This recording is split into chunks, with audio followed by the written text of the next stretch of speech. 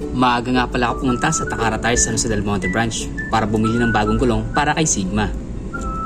Kasi mahigit 2 taon na rin ang stock na gulong niya at ramdam ko na din na medyo madulas at manipis na rin ang gulong ni Sigma. Pagdating ko nga ay kita ko na agad ang mga magagandang gulong sa display nila. May Pirelli, Michelin, Corsa, Quick Tires, Eurogrip at marami pang iba.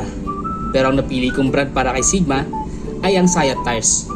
Di ako masyadong familiar sa brand pero base sa review na napanood ko, maganda raw ito at affordable pa. 150 by 60 by 17 nga pala para sa rear at 110 by 70 by 70 naman para sa front tires ang pinili ko. Kaya naman, agad na nila inumpisa na baklasin ang mga gulong ni Sigma. Wala nga palang center stand si Sigma, kaya naman ginamitan nila ito ng 2 paddock stand para hindi matumba at para matagal nila ang mga gulong ni Sigma. 3,700 nga pala ang SRP ng rear tire at 2,600 naman ang front. Pero dahil nakapromo ang Sayat Tires, nakuha ko na lang ng 2,960 pesos ang rear at 2,080 naman ang front. Siya nga pala, free sealant at pito na rin pala yan.